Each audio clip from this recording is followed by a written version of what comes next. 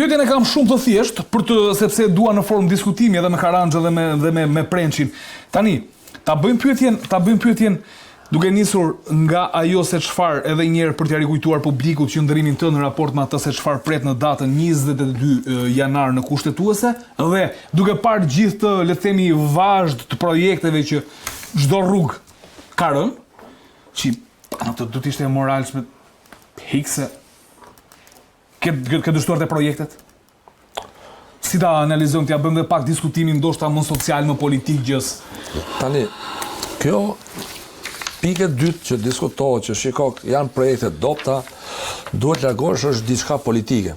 Por ne shohim anën juridike. Ana juridike kemi një mas sigurimi të vendosur nga gjykata e shkallës parë, pra GKK-ja, mbi kërkesën e prokurorit. E kemi diskutuar këtë problem. Mendimi im personal pa paraqykuar vendimin e gjykatës kushtetuese, pra është gjykata kushtetuese, ne japim mendimin si profesionist, është mendim personal, vendimi i gjykatës është përfundimtar që do të zgjidhë këtë çështje. Sepse fakti që po shkohet në gjykatë tregon që ke mendimet pro dhe kundër. Unë ndryt ato kategori juristësh, të cilët mendojmë që vendimi i gjykatës së Spagut, të shkallës parë, është vendimi i bazuar në ligjin e kushtetutë. Pra, ky vendim është bazuar, Balluku nuk i ikën mandati si deputete, nuk pezullohet si deputete, por pezullohet si një ministre e cili është pjesë e administratës shtetërore. Si pjesë e kësaj administrate, është provuar sepse nuk ka qenë kompetenca direkte e ministrit për të ushtruar këtë veprimtari në kohën pra kanë qenë komisionet që kanë bërë vlerësimin e tendrit, por gjatë hetimit është provuar pjesëmarrja e drejt për drejt, ndikimi i drejt për drejt i palishëm në tender. Pra, nëpërmjet madje edhe vet Berberi nuk ka qenë pjesë e tenderve, kanë qenë varësit e tij, por nëpërmjet provave, nuk i vetëm telefon, se mund të ketë prova tjera, se të mos ta lidhim, të mos ta kapim drasën vetëm me një gozhë, mund të ketë gozhë të tjera. Pra, pa hyrë. Ka dalë që është e përfshirë. Tani dhe pezullimi nuk është pezulluar si deputete, nuk hyn tek rastet e ashtu, ligji e parashikon që mund të merret, pra çdo punonjës si administratës shtetërore mund të pezullohet mbas këtyre ligjeve, theksojmë madje dhe e ritheksojmë, këto ligje janë bërë vetë nga mazhoranca. I kanë votuar ligjet vetë, kështu që të dalin të marrin përgjegjësinë për ligjet që kanë votuar vetë. Po ti digjte këto punë, kur i bën ligjet, ti kishin pa më mirë kur i bën ligjet. Ose tashi për shkakun që po ndryshohet kodi penal, po ve kodi i ri penal, këto dispozita duhet të shikohen. Pra kemi vetë ligjet që bëhen dhe tani e kërkon fajin tek tjetri. Jo, Spaku ka zbatuar ligjin, ka bërë kërkesën në gjykatë, gjykata ka vendosur dhe nuk ka asnjë marrje të kompetencave të kryeministit. Mund të caktohet një person tjetër, mund të jetë zëvendës ministri, se kemi edhe kodi procedurave administrative. Dhe ligji numër 9000 i vitit 2003 për funksionimin e Këshillit të Ministrave, kompetencat e ministrit i ushtron zëvendës kryeministri. Madje kemi raste që zëvendës kryeministri që zëvendëson ministrin merr pjesë në mbledhjen e qeverisë dhe voton. Pra është zëvendësimi personal. Kemi rastin e qeverisë nano, po të kemi parasysh nga 2003 deri në 2005 ka funksionuar me zëvendës ministra. Keni parasysh. Sepse me ndryshimet me kushtetutën e re duhet kemi parasysh diçka me kushtetutën e re. Roli i kryeministrit është parë, pra i pari. Pra shqipari, kryeministri është institucioni kryesor. Pra ai që e drejton dhe ka vlerë aktet kur propozohen nga ministri përkatës dhe nga kryeministri. Është propozuar nga zëvendësi, s'ka asnjë problemi. Si sot po të kemi parasysh të fundit, ke shumë vendime të qeverisë që formosen nga zëvendësi kryeministri. Pra dhe kalimit tek rasti tek rasti tunelit të Llogaras duhet kemi parasysh diçka që dolën punimet pa parashikuara, u rrit vlera e objektit dhe këto janë firmosur me firmë të Ballukut, pra veti ka bërë. Pra është ligji e njeh zëvendësin, njeh institutin e zëvendësimit dhe mendojmë që nuk është marrë asnjë lloj kompetence për shkak se është personi tjetër. Ne jemi të pazëvendësueshëm, njeriu mund zëvendësohet në çdo punë, çdo gjë, është tjetër, është pasardhësi, nuk është marrë kompetenca. Në pritje, për mendimin tim personal, do kemi lënien në fuqi të vendimit të gjykatës shkallës parë. Pra fiton Spaku. Faleminderit Karanxha. Prençi. Tani se ky diskutimi shtrohet në le të themi është shigjër, është juridik, është politik, është social, janë para, janë një mori elementësh kur bëhet fjalë për një le të themi funksionare shtetërore siç është zonja Balluku, që ka të ngarkuara mbi përgjegjësitë e saj shumë detyra, por që përballen me drejtësinë, siç duket, e vështirëso ka këtë rrethan. Kjo dosje ju është dhënë deputetëve të opozitës. Kanë marrë USB ata.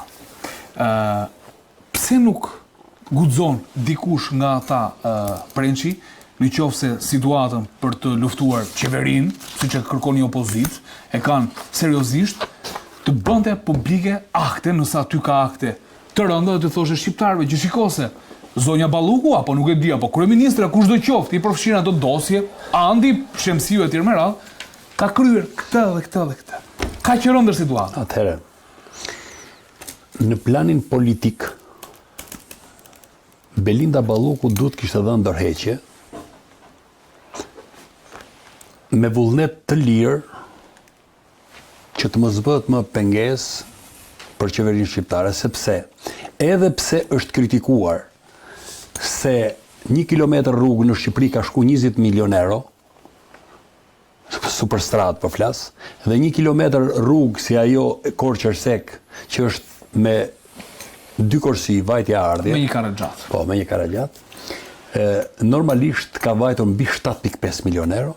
Duhet kishte dhënë ndërheqje sepse edhe rruga Çukës Qafploq, edhe rruga Ersekës, edhe të gjitha veprat infrastrukturore që ka kjo ministri me autoritetin rrugor shqiptar, të gjitha kanë rënë. Pra unë personalisht nuk kam gjetur asnjë zyrtar shteti, por edhe ekspert privat në jetë civile, që të më gjej një objekt infrastrukturor të ndërtuar gjatë kohës që ka qeverisur atë ministri Belinda Balluku që të ketë qëndruar. Pra në pikpamje politike, ajo duhet t'jap ndërheqje. Në vendet e botës perëndimore, rënja e një ure jep ndërheqje kryeministri. Mundet edhe kryeministri madje. Në Beograd ka rënë një solet e një stacioni trendi, dhe është bërë nami, është djeg Beogradi disa herë, disa lagjet Beogradit, dhe unë në dinin tim e di që ai ministër nuk është më ministër. S'është në Beograd ministër. Belinda Balluku ka 7 vjetë, mos gabohem, më shumë se 7 vite, që është ministre e infrastrukturës dhe energjisë. Në Shqipëri ka ndodhur me qindra skandale në këtë kryeministri, në këtë ministri. Dhe fakti që drejtuesit e institucioneve, drejtori i Keshit, drejtori i autoritetit rrugor shqiptar, njëshi dhe dyshi, pra 2 drejtora me Belinda Balluku, sot janë prapahekurave. Edhe ata nuk janë kryetarët e prokurimeve, po kanë ndikuar.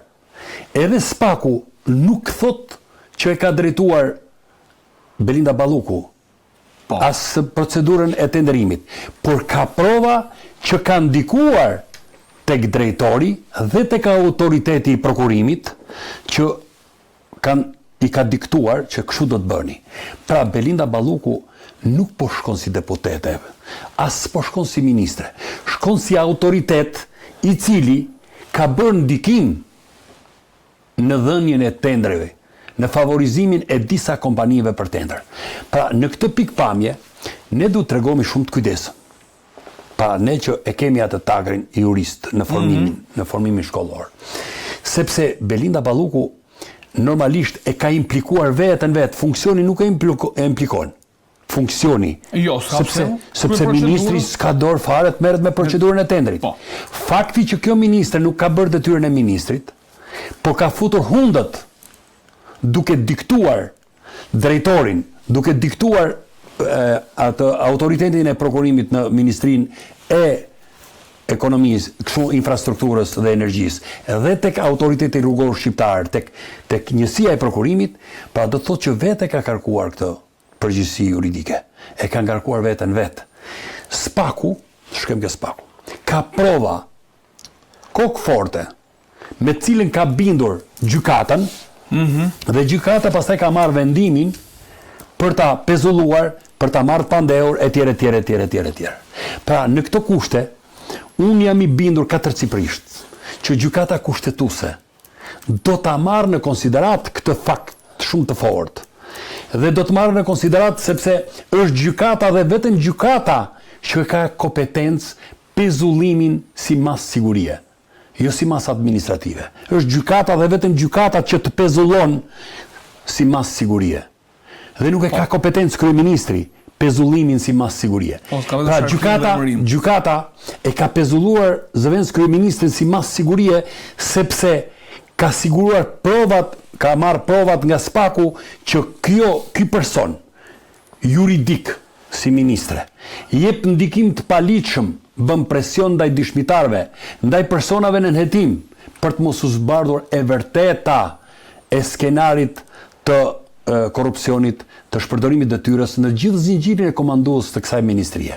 Pra në këto kushte, gjykata kushtetuese ose do bëj vetvrasje, ose do pushkatoj organet e drejtësisë re, pra SPAK-un dhe GKK-n, ose do t'i hap rrugë funksionimit të kushtetutës dhe të institucioneve kushtetuese, siç është drejtësia, sepse drejtësia nuk duhet varet nga kryeministri. Për çështjet që i takojnë SPAK-ut dhe GKK-s, duhet me patjetër të merret në konsiderat tagri që gëzon gjykata, që gëzon SPAK-u në raport me të drejtën, pra në raport me atë kompetencë që unë të pezulloj si mas sigurie për të mos shkuar dëmi më i madh në raport me hetimin e një çështje shumë të rëndësishme që është korrupsioni dhe abuzimi me fondet publike. Pra në këto kushte, unë jam i bindur katërcipërisht, përsa unë e njoh kushtetutën, përsa unë njoh organet e drejtësisë, përsa unë njoh të drejtën, përsa unë njoh administratën shtetërore dhe administratën publike, unë jam i bindur që gjykata kushtetuese do të jap të drejtë gjykatës GKK-s në raport me pezullimin. Në raport me kërkesën e heqjes së imunitetit, që SPAK i ka drejtuar Parlamentit Shqipërisë, në fakt ka një standard të vendosur prej shumë kohësh, edhe për persona të tjerë politik. Ish zëvendës kryeministri, zoti Berisha, ministri Tahiri e shumë të tjerë, të cilët në realitet është vepruar drejt për ata, do të them me ndërgjegje, që është pavarësisht se mund të kemi ne dashuri për njërin apo për tjetrin, po është vepruar drejt për faktin se i është dhënë fushë e lirë veprimi bazuar në ligj organeve të drejtësisë për të proceduar, sepse para drejtësisë kemi thënë që duhet jemi të barabartë. Por në këtë rast, nëse kryeministri i Shqipërisë do të përdori fuqinë e kartonit, pra fuqinë e 83 mandateve që e tund për çdo ditë, do të bëj vetvrasje politike për vete dhe për Partinë Socialiste. Do rikthehem të diskutoj këtë, sepse ka dhe kjo një analizë kam përshtypjen pas. Dy takimet Silvio Gonzales, ambasadori i Bashkimit Evropian, Karanja, që shkoi pak ditë më parë dhe më mbas shkoi Nancy Van Horn në kushtetuese. Ishin mesazhe të qarta aty për çështjen Balluku, mbi këtë çfarë do të ndodh 22 janar? Mendimi im personal, dy institucionet kryesore të ndërkombëtarëve që ne synojmë shkojmë në Evropë dhe Shtetet e Bashkuara të Amerikës janë aleati jonë kryesor në perëndim, të cilët jemi dhe pjesë e NATO-s, kanë shkuar për mbështetjen gjykata kushtetuese. Që kuptojmë mbështetje, sepse duhet të jemi të saktë. Domethënë, unë nuk e quaj ndikim, por mbështetje të ligjit. Pra që në gjykata kushtetuese të zbatoj ligjin kushtetues, të zbatoj drejt ligjin dhe ligjin edhe kodin e procedurës penale pa frikë. Pra po thua që për të shmangur presioneve të ndryshme, lobimeve të ndryshme për një dhënien e një vendimi jo në favor të ligjit? Unë mendoj që ata ka shkuar në mbështetje të ligjit, sepse ne synojmë të shkojmë në Evropë. Dhe mbështetja e tyre është që zbatoni ligjin, nuk është se kanë dhënë ndonjë orientim konkret, por këta kanë thënë mbështetjen e keni tonë, zbatoni ligjin me bindjen e brendshme, sepse gjyqtari në bazën e faktave vepron ka bindjen e brendshme. Pra janë faktet e paraqitura, sepse ligji kushtetues është ligj i shkruar. Kodi i procedurës penale është ligj i shkruar dhe neve jemi nga ato vende që quhemi në interpretimin e normave së drejtës ose ligjeve jemi romano-gjermanike. Pra ne jemi me ligje civil law, pra kemi kode, kemi rregulla. Jemi common law. Për shembull common law krijon një praktikë që për këtë rast duhet ndeshur. Tanë ne jemi të shkruar. Dhe prandaj dalim prapë tek ajo që kemi diskutuar në fillim në interpretimin gramatikor të gjitha dispozitave procedurale dhe kushtetuese nuk ka një pengesë. Pra, dhe kjo është ajo ndihma që po i thon, ndihma ose më saktë mbështetje shpirtërore se dhënia e forcës që shikoj zbatoni ligjin, mos bini pre presionit politik. Mendoj që datën 22, domethënë do ketë një gjyq, domethënë do jetë një gjyq, hapet gjyqi. Po gjyq është seancë gjyqësore, I vetmi diskutim është se në gjithmonë gjykatën kushtetuese thirriten dhe personat e interesuar. Pyetja është një pikë pyetje që gjyqtari që ka dhënë vendimin si do të thritet, domethënë do të thritet apo s'do të thritet. Se është një akt, sepse çështja shkon në gjykatën kushtetuese, se ka dhe gjyqtari pal. Po gjyqtari gjykos që ka dhënë vendimin. A do shkojë ai apo jo? Kërkesën. Kjo është tash, sepse gjyqtari flet vetëm me vendim. Kjo është një ngër që nuk di asa ditë. Sepse ti thua Karanxha që shpjegojnë publikut që gjyqtari në raste të tilla nuk ka përse të shkojë të arsyetojë atë çfarë ka menduar, sepse ta ka arsyetuar një herë. Po, gjyqtari nuk mund të shkojë të jetë pa lexoj vendimin e vet para gjykatës kushtetuese. Kjo është një ngërsh që është një diçka tjetër. Prokurori mund të shkojë. Po prokurori shkon sepse ai mbron atë, ai shkon. Por gjyqtari ka dhënë një vendim tash, si të shkosh, sepse është diçka ndryshe, kjo nuk është problemi se ndoq rruga kushtetuese e zakonshme. Kjo ndoq një, domethënë u pretendua nga qeveria që janë shkelur kompetencat e qeverisë në raport me gjyqësorët. Kjo është një diskutim që do ta zgjidhë mbledhja e gjyqtarëve që do thritet apo jo. Gjyqtarët në ca cilësie do vi gjyqtari i çështës, do vi përfaqësuesi i gjykatës, do vi kancelari e tjerë, sepse një gjyqtar nuk mund shprehet për vendimet e veta. Gjyqtari shprehet vetëm me vendim, i ndalohet çdo lloj debati publik në lidhje me vendimet e veta. Dhe unë thash të duhet parë dhe kjo. Interesante është edhe çka do vi gjyqtari që ka dhënë vendime, por thash të dy si BE-ja edhe ambasada amerikane e quaj si mbështetje shumë të madhe për gjykatën kushtetuese për zbatimin e ligjit. Se kemi thënë kemi ligj të shkruar. Është e bardha mbi të zezë, pra. E zeza mbi të bardhë. Unë mendoj që gjykata kushtetuese bazuar në kushtetut, ka të drejtë të shqyrtojë vetëm tre element të rëndësishëm. Afatet ligjore që nuk u shkelën, subjektin, që është kryeministri që ka të drejtë ta atakojë në gjykatë kushtetuese, dhe fushën. Fusha është konflikti juridik. A kemi konflikt juridik, a s'kemi? Unë gjykoj që s'ka konflikt juridik, për faktin se, prandaj dhe thash që pezullimin administrativ, emrimin dhe pezullimin administrativ e ka kompetencë dhe të drejtë kryeministri. Pezullimin si mas sigurie për të parandaluar ca pasoja që vinë për një hetim shumë të rëndësishëm, e ka vetëm gjykata. Pra, jemi brenda fushës së gjykatës, dhe GKK-ja, besoj unë, këtë fushë do të mbroj, unë jam brenda fushës time, dhe thotë. Gjykata. Që mund ta pezulloj dikë. Që unë pezulloj gjithkand, unë se pezulloj si deputete, unë e pezulloj që të mos ndikoj në prishjen e provave të një hetimi shumë të rëndësishëm që ka të bëjë me abuzimin me fondet publike. Pra, me një fushë caktuar, sepse SPAK-u në realitet është një organ i hetimit pikërisht për krimet e korrupsionit të zyrtarëve të lartë. Ai nuk do të merret me mua, nuk do merret me ju. Pikërisht me këtë do merret, me këtë zyrtar. Dhe nëse ne ja heqim këtë të drejtë, ne duhet ta shkrim fare SPAK-un dhe GKK-n, se ato për të hetuar deputet, ministra, kryeministra është ngritur. Ja kam frikën edhe Churchill Viza ndej në për. Vazhdo të kesh frikë ti, por në fund të fundit, në një ditë të bukur, do të bindemi që ka të drejtë gjykata. Jo, unë kisha një tjetër frikë kur thej që i trembën SPAK-ut dhe i trembën gjithnjë ndryshimeve kushtetuese nëse të dyja pale. Tani, më the diçka, pak më herët vetvrasje politike në qoftë se Rama përdor forcën e kartonit për mos të hequr imunitetin e Ballukut. Po e le opozita që të vetë vitet Rama. Shiko, këto janë momente historike. Edhe për Partinë Socialiste, për Edi Rama dhe Partinë Socialiste, që besoj unë nuk e meriton Partia Socialiste dhe socialistët në gen, që kanë investuar për hir të vërtetës, nuk mund ta marr flamurin e Partisë Socialiste Belinda Balluku, se ka të tjerë socialistë që kanë sakrifikuar në 35 vite.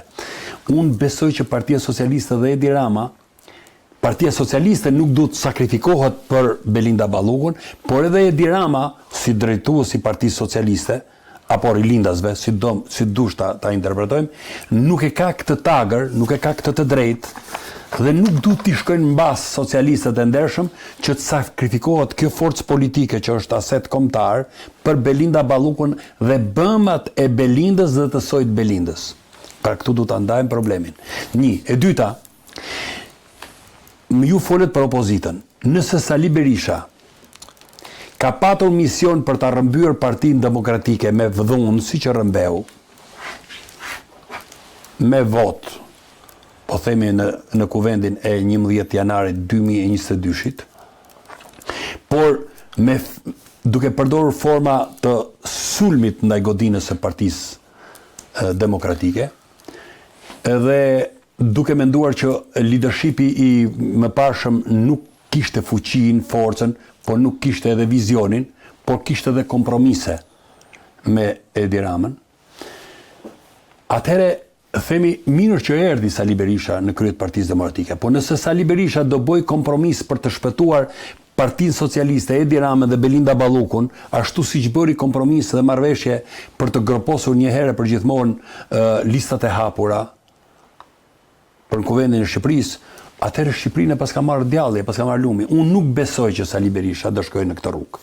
Nëse Sali Berisha do të shkojë në kompromis për të shkatruar organet e reja të drejtësisë, fati Sali Berishës dhe Edi Ramës do jetë i njëjtë. Rama po inicion disa detaje. Biles dje paralajmëron ndryshimet e mundshme kushtetuese. Pse mos ta prekin spakull dhe gjykokon? Po. Asgjë kartona i ka. Atëre, nëse Partia Demokratike me në krye Sali Berishën do të shkojë në hullin ku i ndjell Edi Rama për të shpëtuar kokën e vet, Partinë Socialiste dhe Belinda Ballukun, atëherë fundi i Sali Berishës do të jetë më i trisht se sa ka qenë deri më sot. Sepse, shiko, nuk e ka të lehtë dhe Sali Berisha. Sali Berisha është non grata. Sali Berisha duhet bëjë një vepër shumë të qëndësishme në raport me opozitën shqiptare, me demokratët shqiptarë, po në raport edhe me demokracinë në Shqipëri, që të ndryshoj sadopak edhe mendimin për Sali Berishën, edhe në pikpamje të partnerëve tonë strategjik. Shtetet e Bashkuara të Amerikës e kanë toleruar Sali Berishën një herë për 97-ën. Edhe e sollën në pushtet, e pranuan që të jetë në qeverisje në 2005-ën. Po e kanë sjellë, dakord. Do ta pranojmë kështu.